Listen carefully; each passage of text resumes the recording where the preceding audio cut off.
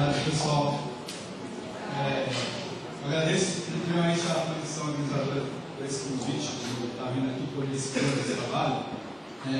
Mas eu gostaria de colocar uma situação que eu estava conversando com eles há pouco, que eu fico muito feliz, né, de existir esse campus aqui da Unesp aqui nesse local. Assim, é super representativo o fato desse campus ter vida, né, além de tudo. Né, basicamente porque a gente está numa área super importante para a gestão costeira do Brasil, né, e eu creio que a formação que está sendo feita aqui nesse campus é super importante para todos os processos que a gente vai acompanhar nos próximos anos de desenvolvimento desse território, como todo, né? Como eu colocar na parte da manhã, todos esses projetos que estão acontecendo realmente eles são de grande porte, né? Então precisa de muita gente capacitada realmente para dar conta dessa gestão costeira. Então acho que é muito relevante aí, o fato de vocês estarem fazendo essas formações aqui. Parabéns para vocês.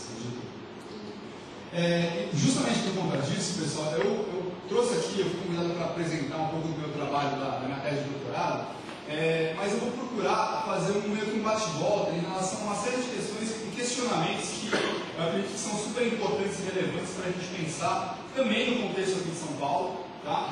E no contexto global, para a gente pensar a gestão costeira como um todo. Tá? Eu fiz minha tese de doutorado, onde eu fiz uma análise, né, do papel do setor imobiliário turístico. Lá na formação do litoral norte da Bahia, a gente tem uma região que é uma APA, uma área de proteção ambiental do litoral norte da Bahia. E por que eu fui buscar essa entrada no mercado imobiliário turístico? Basicamente porque, inclusive, eu estava escutando no rádio uma notícia que meio que embasou nessa situação que eu fiz essa escolha. Na última eleição, foram feitas doações de campanha de 5 bilhões de reais no total. Um boletim do TSE foi publicado ontem. Né? 5 bilhões de reais. Desses 5 bilhões de reais, 60% veio do setor de construção e do setor imobiliário. Né? Ou seja, a gente tem um poder econômico vinculado ao poder político muito forte, né, do setor imobiliário. Então, é hiper relevante na toda a conformação que a gente tem do território na gestão costeira, todos os municípios do Brasil. Né? Se for pensar em planos diretores, se for pensar em planos de zoneamento ambiental dos municípios, né, o setor imobiliário tem um papel hiper relevante. Né? Tem um poder de lobby, um poder econômico de influenciar os prefeitos, influenciar aí os planos diretivos, até planos de manejo de unidades de conservação, por incrível que pareça. Tá? Então foi daí que surgiu essa questão. Mas, como eu falei, assim, eu estou aqui mais também para fazer alguns questionamentos. Né? Vocês devem ter visto anteontem, vocês viram isso aqui quando vocês foram buscar no Google? O Google caiu. Né? O Google caiu. E aí a gente encontrou essa página quando a gente ia tentar acessar o Google. Né? Bem raro isso acontecer. Aí assim, eu fico me perguntando assim, né? E vocês já pararam para se perguntar sobre isso? Onde que está o Google? Onde que estão os dados do Gmail que vocês não conseguiram acessar? Nas nuvens. No Vale do Silício. No Vale do Silício? Será que se cair uma bomba no Vale do Silício acabou nossos e-mails? Aqueles dados do Facebook que você postou anteontem, da foto da festa do final de semana passada, vão subir? Longo prazo. Oi? Longo prazo. No longo prazo? Vai deteriorar de repente. Fica lá. Mas onde que está fisicamente? Se eu quiser, por exemplo, meus dados, as minhas informações aqui estão aqui na minha máquina, certo? Se a máquina cair no chão, eu perdi meus dados. Né? Quebrou e o HD foi para o saco. O que acontece com os dados que estão aí nessa sala de nuvem que alguém falou?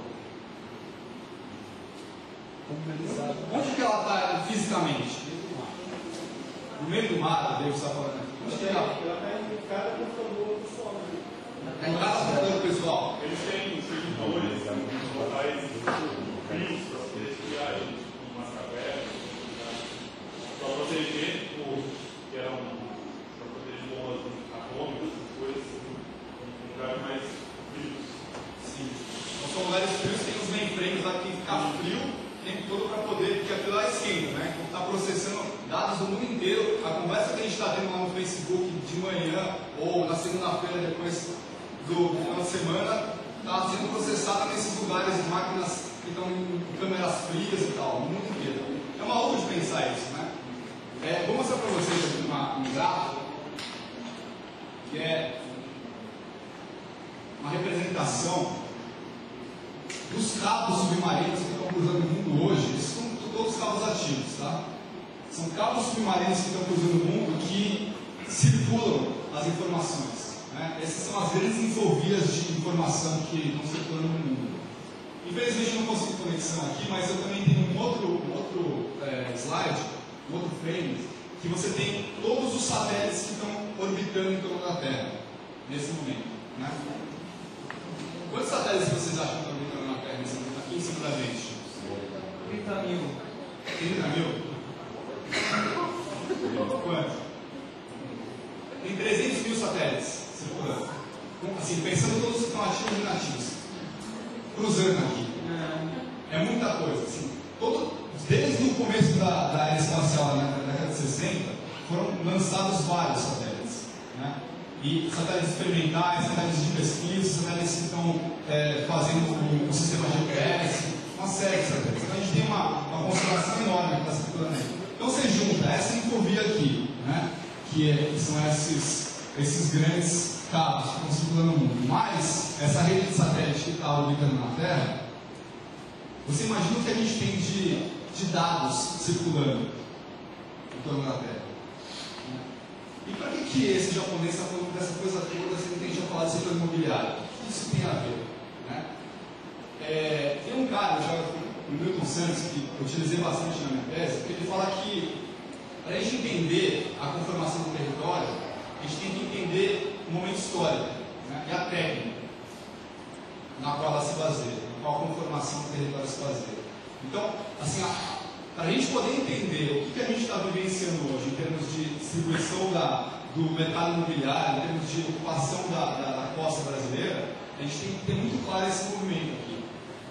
Foi assim, um embasamento que eu utilizei para poder trabalhar a minha tese.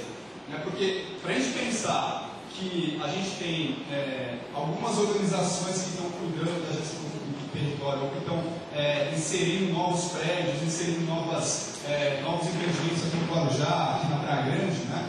A gente tem que entender como que essas organizações funcionam. Né? Para a gente entender como que essas organizações funcionam, a gente precisa entender isso aqui. Né? Que hoje a gente está num mundo que a gente tem várias câmeras frias no mundo inteiro, né? Estão distribuídas no mundo inteiro, estão circulando dados, né? E esses dados estão sendo circulados por essas grandes infovias. Né? No Brasil a gente tem grandes backbones também, que são grandes infovias terrestres também, que cortam o país. Né? Mas toda essa rede de satélite que está orbitando em torno da Terra, né?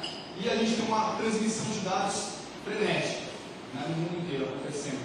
Isso foi montado, pessoal, desde a década de 70, mas em 10 anos, tá? Desde o final da década de 90 até hoje, isso teve um crescimento exponencial, né? Esse molde aqui que a gente está vendo. E isso influenciou diretamente como que funciona a nossa economia, né? Porque toda a circulação de recursos, de dinheiro, está circulando por essas grandes infovias aqui, né? Hoje, o que está tendo de operação bancária, operação de negócios na Bolsa de Valores de São Paulo, daqui a pouco, lá em Washington, eles estão vendo que foi negociado aqui, né? E daqui umas 5 horas, lá em Tóquio, que vai abrir a Bolsa de Tóquio, eles vão estar vendo a mesma coisa, essa mesma negociação. Eu posso estar trocando títulos lá também, né? E esses movimentos todos que estão circulando aqui nessa grande rede, né, influenciando diretamente como a gente vê e como a gente vivencia o dia a dia da gestão costeira. Está influenciando totalmente. Tá? Então, esse é um preâmbulo para o que eu queria colocar. Porque aí o meu objeto então foi lá no litoral norte da Bahia. Né? Então, eu quis tentar entender como que esses movimentos aí, de circulação do capital e de circulação de informação estão influenciando diretamente, né, a forma que foi ocupado no litoral norte da Bahia. Né? E aí, para isso, assim, eu me vali de uma análise que se concentrou principalmente aqui nessa região que vai do norte de Salvador até a divisa do estado de Sergipe, e mais especificamente aqui nessa região do município de Camaçari, em São João Entre Rios, né? Onde, lá no meio dos anos 2000, 2005, 2006, a gente começou a escutar muitas histórias de que está vindo a cadeia Merit, vai se instalar daqui um ano, um investimento de 1 bilhão. Vai ter a cadeia Blizzard Resorts, vai se instalar com um investimento de tantos milhões. Eram números absurdos, assim, vultuosos, você nem tem ideia de quanto que é esse 1 bilhão, quanto que são esses 500 milhões de dólares. Né? Números que eram lançados. Né? Então eu queria entender assim, de onde que está vindo esses investimentos? E por que eles estão vindo para o litoral norte da Bahia? Né? Qual que é o motivo que fez com que esses investidores escolhessem o litoral norte da Bahia? Uma primeira razão que a gente pode pensar é a questão da beleza paisagística lá do litoral norte da Bahia. Né? Mas será que isso explica totalmente a escolha dos caras de estarem lá? Ou tem outros motivos também culturais? Então eu fui investigar, né, essa lógica que fez esses caras escolherem o litoral norte da Bahia para instalar todos esses grandes empreendimentos ali.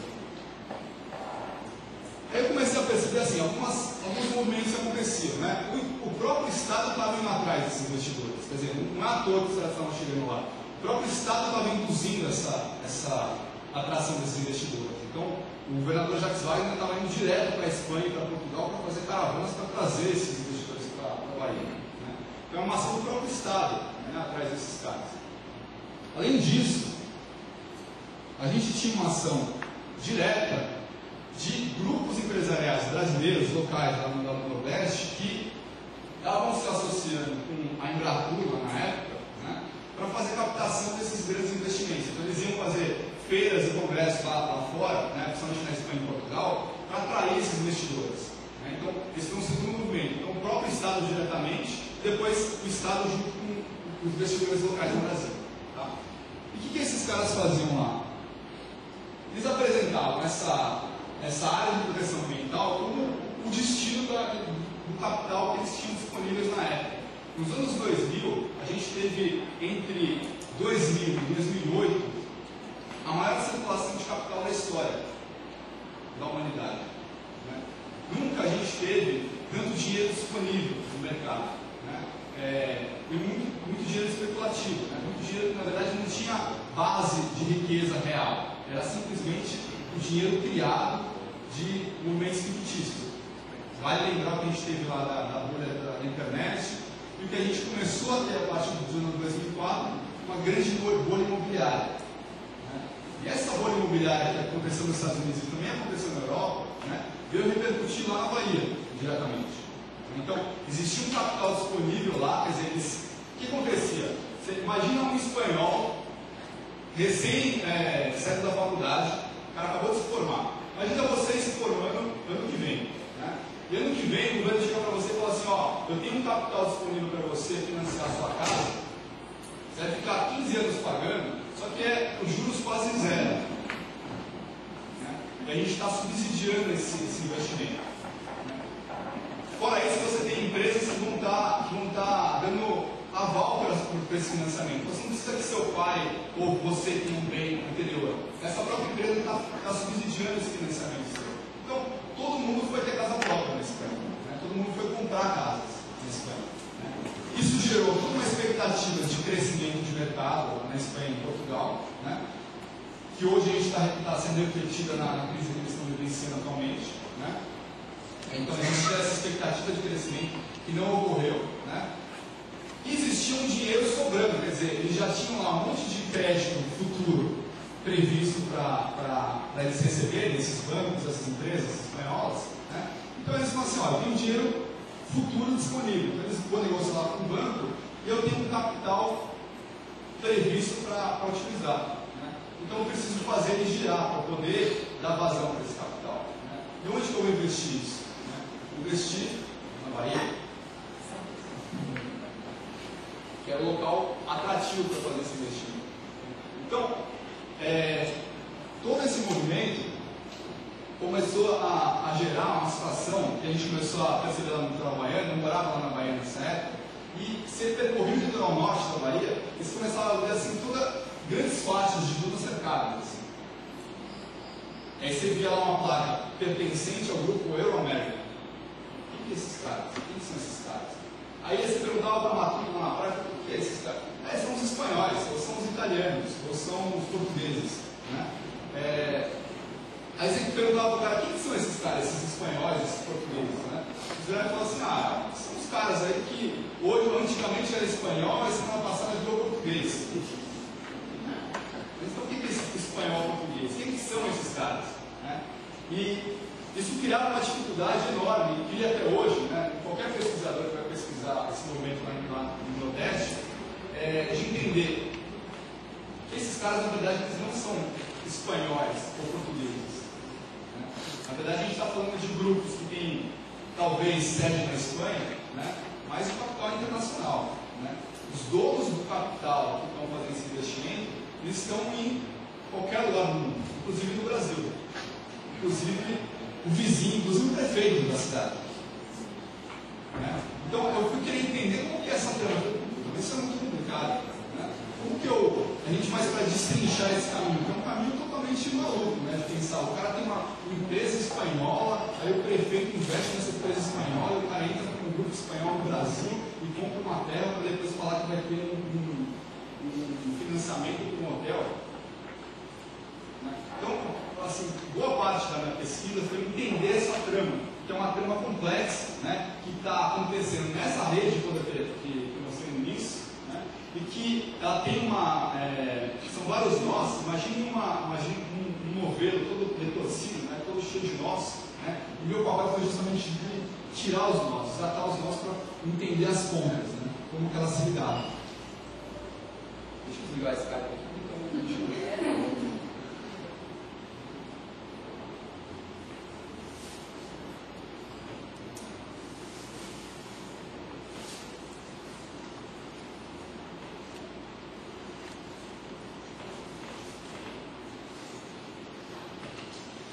Bom, e uma coisa que foi interessante para eu desenvolver esse trabalho foi que eu estava fazendo esse trabalho lá na Universidade de Paris, que eles têm uma maneira que eles trabalham um conceito que para análise do território, eu preciso ter um entendimento maior a respeito da relação dos atores, né? E como que essa relação se dá, e como que essa complexidade ela se materializa a partir da relação dos atores. Né? Então, uma metodologia de trabalho está entendendo que o turismo não tem uma dinâmica própria, né? A dinâmica dele está condicionada ao contexto macroeconômico e principalmente ao jogo de atores, né? Como os atores se relacionam e criam aí as redes políticas e as redes de interesse. Tá? Eu vou entender então qual que era a problemática, quais são as razões que explicam esse movimento nos anos 2000, quais foram os atores que protagonizaram esse movimento, né? E como que quando das negociações dos atores gerou a formação que a gente vê no final dos anos 2000 e 2010.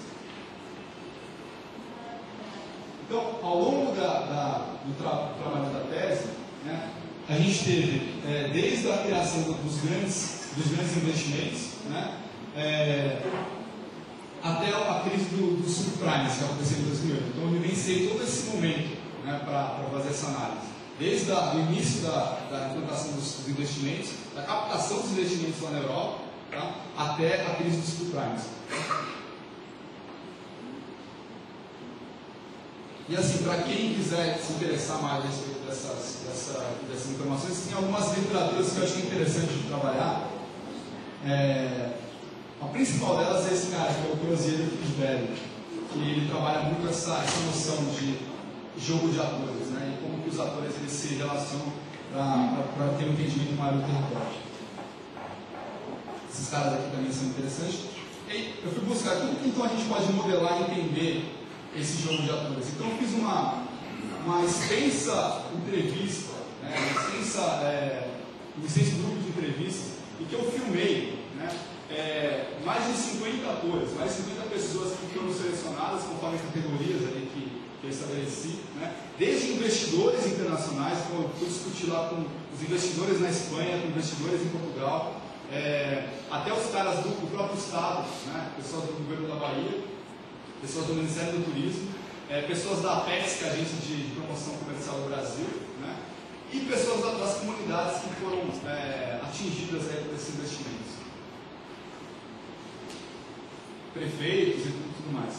Então, assim, foi muito interessante de buscar essas informações. E também, assim, eu participei de alguns eventos onde o próprio Estado estava promovendo para os investidores e momentos de licenciamentos. Então, todas as reuniões de licenciamentos, então, eu também participava das discussões para poder entender como que as relações se davam. Bom, eu montei esse esqueminha aqui que, então, depois desse processo todo, né, de análise, a gente viu que existiam três níveis aí de ação e de relação. Tem um nível macro que está relacionado à esfera de atuação global e nacional do mercado financeiro, né? Tem um nível regional que está relacionado à esfera de atuação no âmbito do estado da Bahia, e tem um nível local que é a esfera de atuação no litoral norte da Bahia. Então, o que eu busquei foi entender, né, como que essas tramas aconteceram nessas três escalas, né, para poder entender a rede de tramas de relações. No nível macro, pessoal, eu montei esse esquema então para a gente poder, é bem didático para a gente entender como que acontecia esse fluxo, né? Então, assim, aquelas 4 empresas ali em cima, que é o grupo Nutrex, o grupo imobiliário, Acessos, Ceratex, tirando esses padas, nenhum deles é do mercado imobiliário. Todos são do mercado de alimentação da Espanha. Então, os caras não tinham nada a ver com o mercado imobiliário. Eram grupos de empresas de alimentação que tinham dinheiro sobrando, né, lá na Espanha. Os caras foram atraídos aí por esses discursos do governo da Bahia, que faziam feiras lá na Espanha, né, falando que é interessante investir na Bahia, interessante investir no mercado hoteleiro na Bahia. Né. O que os caras faziam? Eles não faziam investimento direto. Né. O investimento não acontece diretamente, não são essas empresas que se juntam e vão lá e investem em um hotel. Né. O que o cara faz? Tem toda uma trama, né, da chegada desse dinheiro. Então, eu fiz uma série de pesquisas, inclusive com os dados do Banco Central, né, e aí tem umas coisas interessantes. Assim, a origem do dinheiro, a maior parte dos investimentos do litoral norte da Bahia, vinha de lugares como Bahamas, Ilhas Caimã, Panamá. Pô, o Panamá tem investido na Bahia, legal, né? Acho que os caras querem trazer tecnologia do Panamá, que é que o Panamá tem investido na Bahia. Então, buscando as pontas, então, deu para a gente entender que, na verdade, o que os caras faziam? Eles montavam um fundo, que é o fundo, lá nesse caso, que é o fundo da FA Bankia, né, que é um dos que estão sofrendo agora com a crise de 2008. Esses caras, através desse fundo, eles mandavam o dinheiro para as Ilhas Caimã, para limpar e para lavar o dinheiro. Né. Esse dinheiro, então, eles investiam depois numa empresa, criaram uma empresa lá em Salvador chamada Prima Empreendimentos Inovadores. E depois esses caras, a Prima, né, comprou 5.000 hectares de costa. 5.000 hectares de costa, você imagina o que é isso? 5.000 hectares de costa. E compraram então um banco de terreno de 5.000 hectares. Só que para isso, o que é mais legal, assim, mais inovador que eles fizeram, é que além de tudo, além de ter essa passagem no fundo e tudo mais, eles ainda conseguiram um financiamento do Banco do Nordeste. Né? Então o Estado ainda bancava o cara via Banco do Nordeste para que o financiamento tivesse menos risco possível. Né? E aí, assim, se a gente pensar que isso aconteceu nos anos 2000, nos anos 2000, lá em 2002 e 2005, a gente teve uma taxa de juros que chegou a 20%, né, do títulos da dívida pública brasileira. Então isso significava que, assim, o cara conseguia um financiamento a 6% do Banco do Nordeste, ele podia muito bem pegar esse dinheiro e comprar títulos da dívida pública brasileira do governo federal a 20%. Então ele pegava um dinheiro emprestado do governo a 6% e jogava para ganhar os 20% depois, né, do título do Tesouro. Então esse movimento aconteceu assim, de maneira exponencial até 2006, 2007, mais ou menos. Porque em 2006, 2007, os caras começaram a ter que trabalhar a realidade, né, do território. Quer dizer, eles tiveram que conseguir licenciar os empreendimentos. Passaram por todo o processo enorme, PLO, né, e tiveram que fazer todos os trâmites para isso. Então, nesse momento, né, que existe contato com a realidade local, com os atores locais. E nesse momento que os conflitos eles ficam aparentes, né, e os interesses ficam aparentes. Nesse momento, assim, toda uma cadeia de entidades locais começam a se mobilizar, né, e começam a se empoderar, querer entender o que é desse novo empreendimento que compraram 5 mil hectares da costa, quer fazer. E começa a acontecer uma série de conflitos, né, negociações, né, entre esses atores.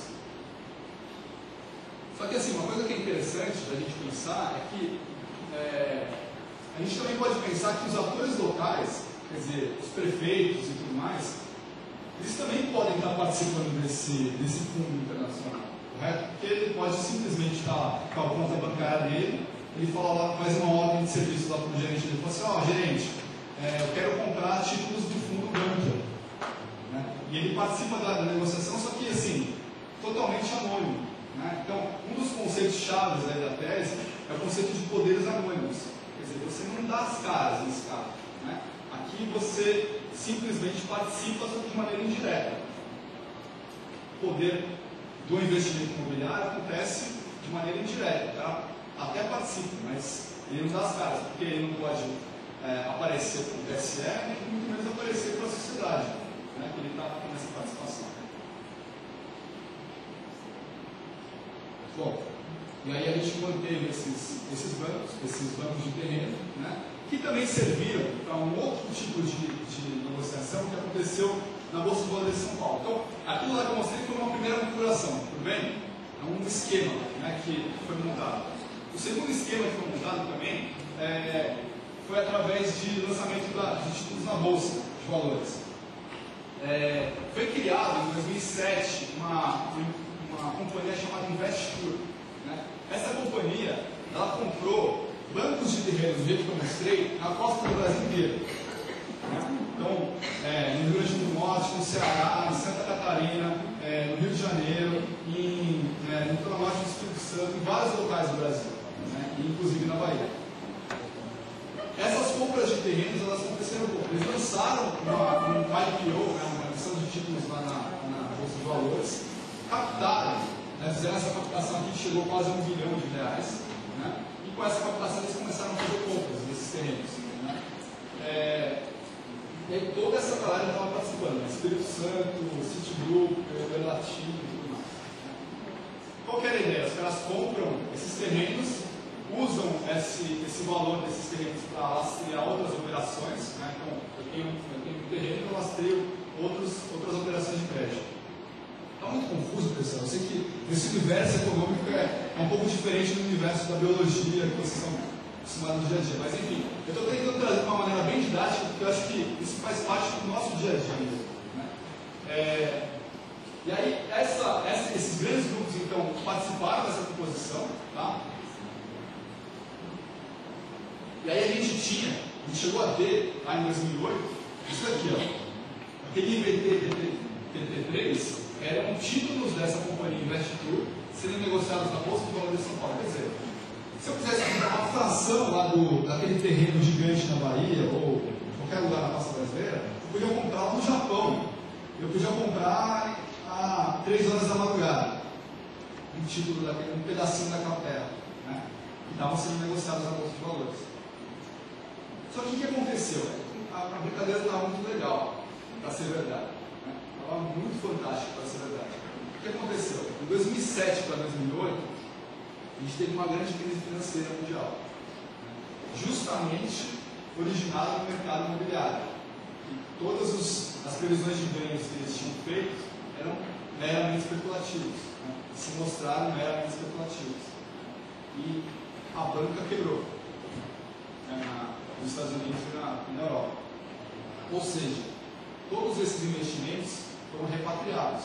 Os caras que investiram lá nessa tal de Investur, opa, não vou ficar gastando dinheiro lá com o terreno no Brasil, vou trazer meu dinheiro de volta, porque eu tenho que pagar credor. Né? Então, essa Investur quebrou. Quebrou lá em 2008. Só que como no mercado financeiro nada se cria, tudo se transforma, né? Ou nada se perde, tudo se transforma, eles foram incorporados por uma outra empresa chamada GP Investments, né, que também é um grupo que trabalha com lavagem de dinheiro, né, com essas operações, né, e transformaram esse Investur numa outra companhia chamada Brasil Hospitality Group. e hoje está atuando, enfim, estão entrando em outros mercados então, no Brasil. Então eles conseguiram fazer essa transformação, né? Recapitalizaram essa companhia para futuras operações. Né? Então os bancos de terreno ainda existem, né? E provavelmente, né, a tendência que a gente está vislumbrando é que vai existir realmente um investimento no mercado imobiliário brasileiro, porque existe um déficit habitacional no Brasil. Né? Então, não é para vender hotel para gay, mas vender casas para brasileiros. Né? E existe um mercado ainda a suprir. E só ter esses slides aqui, só para mostrar que realmente existe uma capilaridade. Né? Se a gente for querer entender a origem de um desses grupos, a gente tem que ter claro que realmente eles são capilares. Eu fui fazer todo um licenciamento de um monte de documentos, né, que geraram essas tabelas aqui. Então, por exemplo, o Grupo Espírito Santo, um grupo português, ele tem participação em uma série de empresas, inclusive o Bradesco, o Bradespar, trabalham com agropecuária e também trabalham no imobiliário turístico. Então, tem lá, eles são donos lá do time do Prédio Forte e são donos de parte desse Brasil Hospitality Group também. A mesma coisa, esse grupo que é um grupo português, né, que é do Red Atlantic, eles têm uma série de negócios, né, espalhados em outras participações. Bom, então assim, quais são as consequências diretas aí na conformação do território? Colocar algumas pílulas, né, porque são bastante extenso o trabalho, então eu coloquei assim, algumas pílulas principais aqui. A primeira delas, assim, você passa a ter um poder político tão grande, né, por conta dessa conformação em larga escala de grupos econômicos, que você consegue, por exemplo, fazer alterações de leis, né, de leis básicas. Por exemplo, a APA do Litoral Norte da Bahia tem um zoneamento, né, que tem restrições para ocupação em determinadas áreas, só que por conta desse poder econômico, a prefeita na época foi instigada a mudar a lei, né, e transformar o empreendimento mega-atlântico em utilidade pública. Né, o empreendimento hoteleiro de utilidade pública. Nunca vi isso, mas enfim. Um empreendimento hoteleiro que é fechado, inclusive, para o público. Então, e fecha a praia para o público, mas é considerado de utilidade pública. Para viabilizar, né, o empreendimento. Então, assim, essas áreas aqui, que eram no zoneamento da zona de proteção visual, aqui à direita, né, elas foram alteradas aí no Código de Obras, justamente para poder abarcar a implantação do empreendimento hoteleiro. Tem uma questão também que é crítica aqui nesse caso, que é uma questão de informação geográfica. Eu acho que vale muito a pena para quem está preocupado em trabalhar com gestão costeira esse investimento em conhecimento de sistemas de informação geográfica, né, principalmente cartografia. Né? Por quê?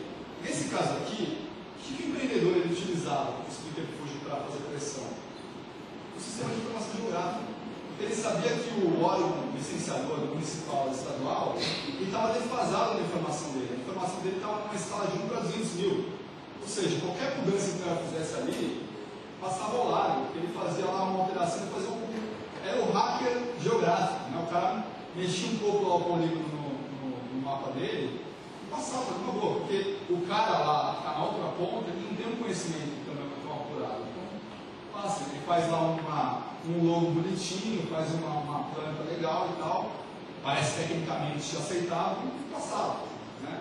Então, assim, uma parte do meu trabalho eu doei para as prefeituras lá do Litoral Norte, que foi de organizar a base cartográfica do litoral. Porque assim, você tinha situações que o município ele tinha 3 áreas, o cara cobrava e vendeu 3 vezes, né?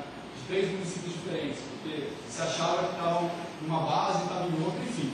Uma série de questões aí que a informação geográfica faz uma baita diferença, né? Inclusive para você fazer uma boa gestão do zoneamento da água. E aqui algumas situações que dá para a gente ver com o acompanhamento das imagens de satélite do GeoArea, é como que a situação estava em 2001, né? Aqui tem várias áreas alagáveis, e eu queria que vocês atentassem também aqui, para essa área central e para aquela área à direita. Tá? A área central é a área onde foi implantado alguns empreendimentos. A área direita é uma comunidade que os trabalhadores que foram trabalhar nessa obra foram ocupando. Tá? Então, isso é a situação em 2001. A situação em em 2005 a gente já vê uma nova ocupação ali à direita, né? Então assim, os trabalhadores que foram para lá para trabalhar na obra ficaram, né?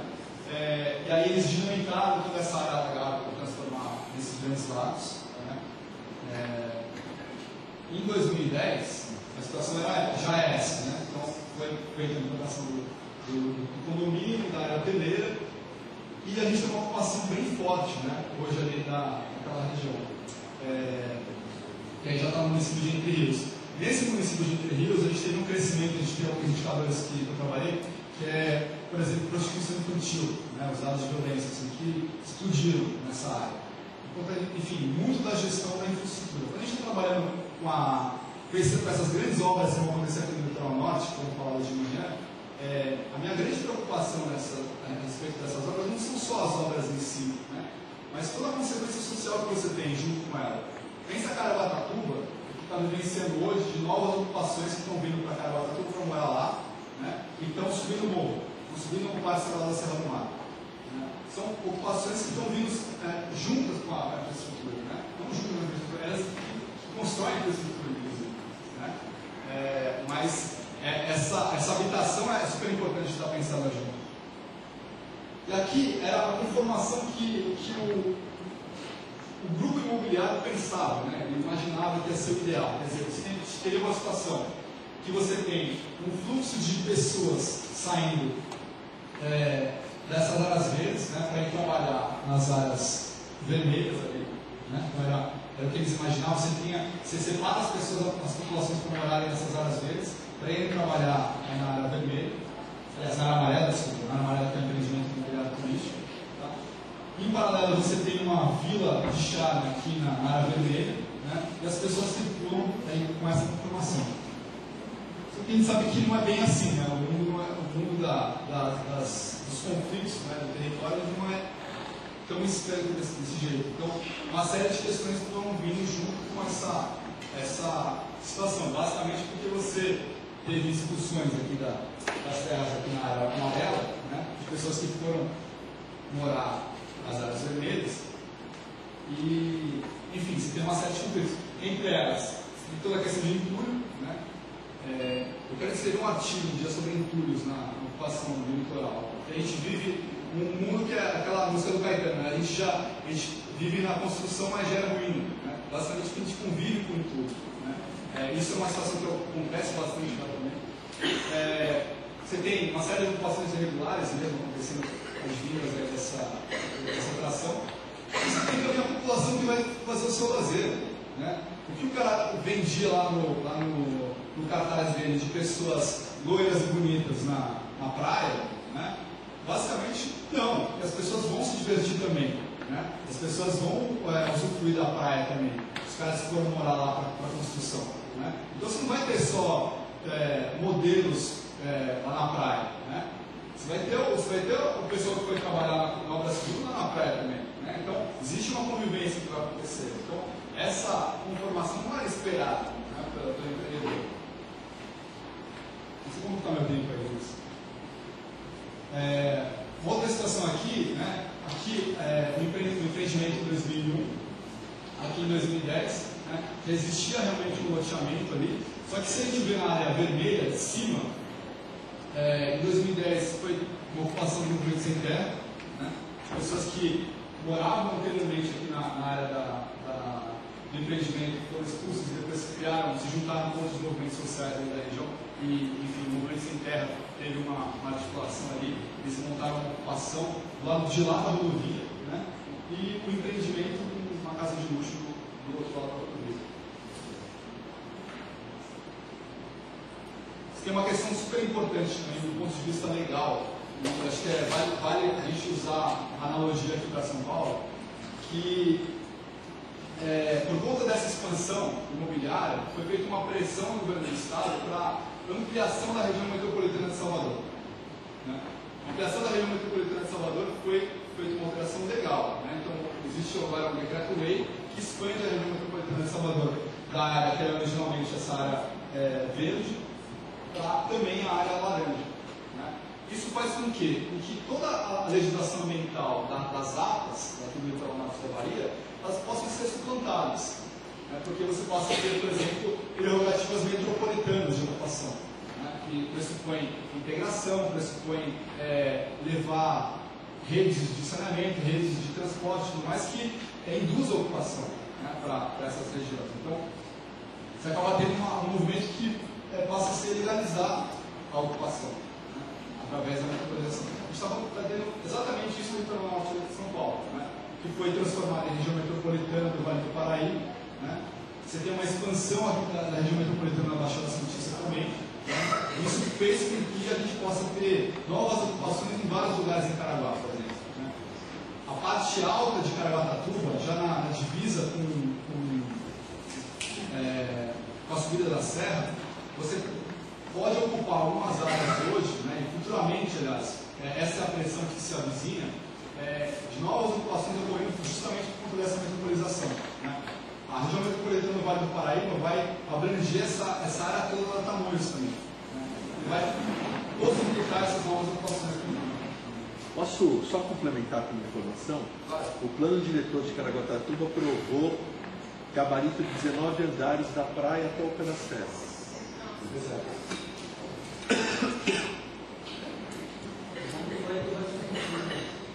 E aí você tem assim, esses bancos de terreno também, aí é um movimento contraditório. Ao mesmo tempo que você tem áreas que têm altas ocupações, você também tem áreas que são reservadas aí, como é esse caso aqui, como bancos de terreno, que hoje servem como lastro de moeda, né? Você tem um banco de terreno que tem água, principalmente, né, como lastro de moeda, para outras operações de crédito que existem também. E aí, assim, uma coisa que é super interessante da gente, vocês devem estar vivenciando com esses trabalhos que estão fazendo na Praia Branca, por outros projetos que vocês virem a participar de licenciamento ambiental, principalmente. Existe uma coisa que foi bem forte na minha análise lá, que é a existência de relações sociais em modo sistema perítico. O que é isso daí? Tem um cara que é o Giddens, um autor que ele trabalha essa noção de sistema perítico, chama de expert systems, que é basicamente o quê? A gente passa a estar vivenciando hoje na sociedade uma noção de quarteirização, quer dizer, que ninguém é responsável por nada, basicamente, porque à medida que a gente vai criando relações em rede, né, essas relações são anônimas, como mostrei no início, a gente também pode ter situações em que você passa a terceirizar uma série de atribuições do tipo estudos de impacto ambiental para uma consultoria que vai subcontratar uma segunda consultoria, que vai subcontratar uma terceira consultoria, né, e que é contratada pela empresa que vai entregar o trabalho para o órgão licenciador, que tem um cara que vai entregar para outra pessoa que o governador vai aprovar de qualquer jeito, né. Essa situação faz com que a gente passe a ter não responsabilidades. Quer dizer, ninguém é responsável. Porque, no final das contas, assim, a gente pode apresentar o trabalho que for, pode apresentar um estudo que for, né, mas ninguém é responsável. Alguém já viu algum engenheiro ser preso por um projeto errado? Alguém já viu algum engenheiro de obras de prefeitura ser preso por conta de deixou ter ocupação em determinado local? Essas terceirizações das relações, elas, nesse caso, né, por conta dessa forma de atuação do sistema financeiro, passa a ser cada vez mais frequente, né, basicamente porque você passa a ter um tipo de relação que ninguém conhece ninguém direito e ninguém fala a mesma língua que o outro. E, na verdade, você não faz um diálogo, você faz apresentações período. As apresentações período é do tipo. Eu tenho aqui um caso de um cara apresentando um trabalho com uma EARIM, né, está fazendo uma audiência pública do EARIM. Aí o consultor, o geólogo, né, se apresenta com uma série de termos técnicos. Então aqui a gente está com esse solo que tem tal drenagem e tudo mais, um monte de termo técnico, né? Só que junto nessa mesma reunião ele está apresentando esses dados para um pessoal, né, que tem a Dona Maria e o Gilvan, né, lá na plateia, e o cara não tem nenhum primário. O cara não tem nenhum primário. E no final das contas, como o cara é especialista, ele deve saber o que ele está falando. No final das contas, como o cara é doutor e sei lá o que, ele deve saber o que ele está falando. Então, esse tipo de relação anônima, que passa a ser anônima mesmo, né? As pessoas assinam por outros que não se responsabilizam por determinada situação, passa a ser uma coisa. Isso gera, acho que a palavra mais forte é exemplar, né, para essa situação. Porque o desamparo é gerado justamente porque você não sabe a quem recorrer, né? Não sabe quem que é o responsável disso aqui, quem que eu recorro, né?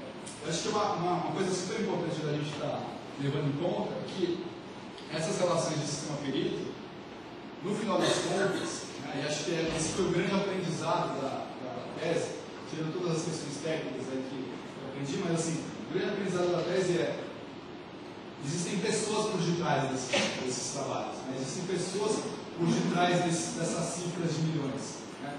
E a gente, enquanto pessoas que estão buscando a melhor gestão costeira do Brasil, a gente tem que se atentar a isso, né? Não se deixar levar por algumas noções falsas, né, que a gente acaba trazendo, né? Por exemplo, o mercado imobiliário não é inanimado, né? O que eu mais vi no levantamento bibliográfico para fazer a tese, um monte de trabalho, principalmente daqui da USP e, enfim, lá no Nordeste também, de geógrafos colocando assim, não, porque o mercado, parece que o mercado era uma pessoa, né? Ou as forças do mercado e tal, como se o mercado fosse uma pessoa, ou tivesse vida, né? Quer dizer, não é uma força abstrata, é uma força que a gente tem que ter medo e abstrata, que é o mercado imobiliário que está ocupando a Praia Grande, né? O mercado imobiliário está pressionando a Caraguatatuba. Na verdade, uma coisa que quer dizer, não é uma força abstrata que a gente está submetido a ela.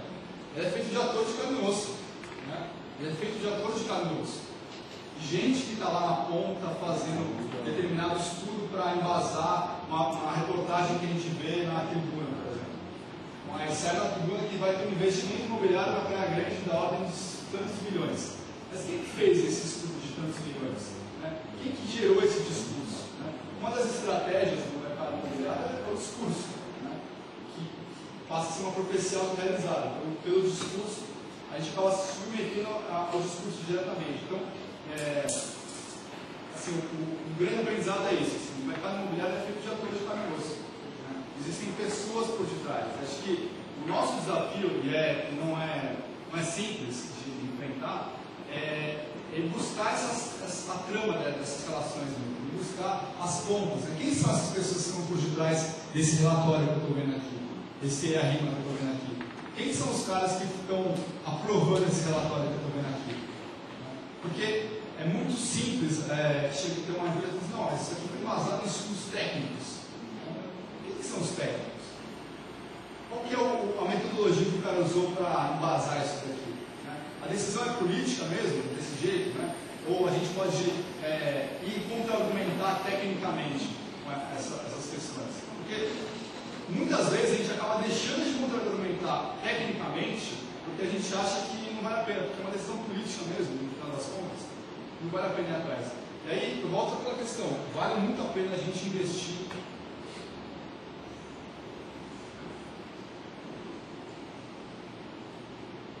em democratização da informação geográfica.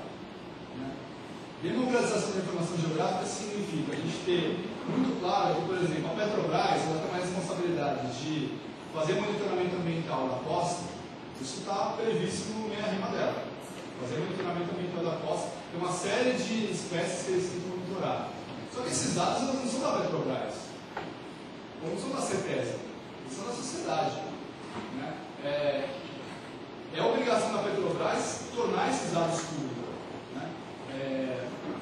É obrigação da Petrobras, por exemplo, subsidiar pesquisas da Unesco com os dados que eles estão gerando.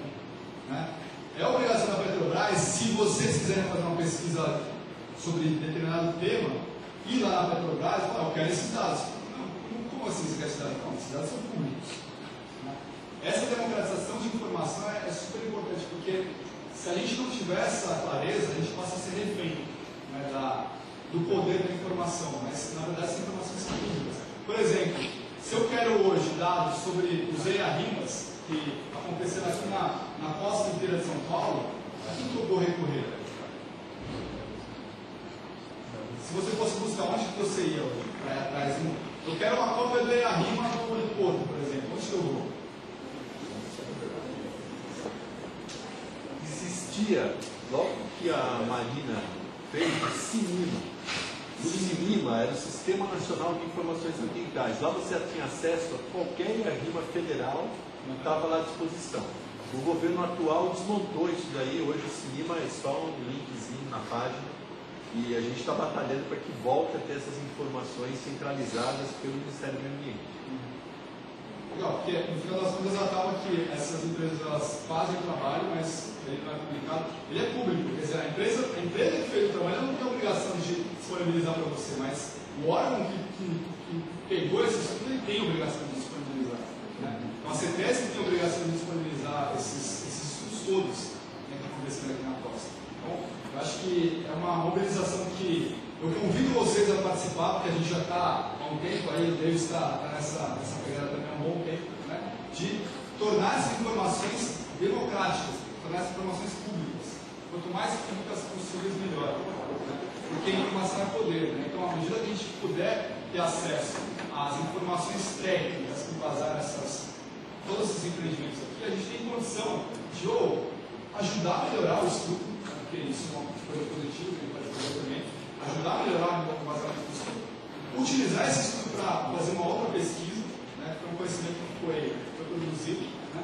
Ou refutar o estudo. Por que não? Ou ter informação para refutar esse estudo. Bom. E, finalmente, assim, uma coisa que é importante também, a gente tem começar a fazer esse exercício de relacionar os projetos públicos de infraestrutura que a gente está tendo, por exemplo, duplicação da Tamoios, né, com os projetos imobiliários.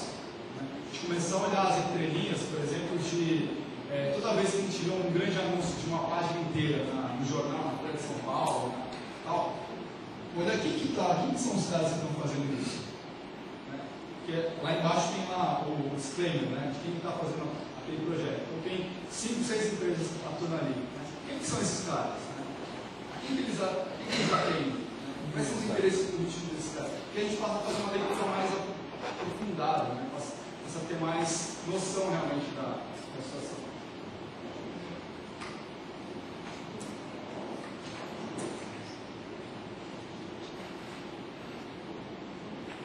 Bom, pessoal, obrigado.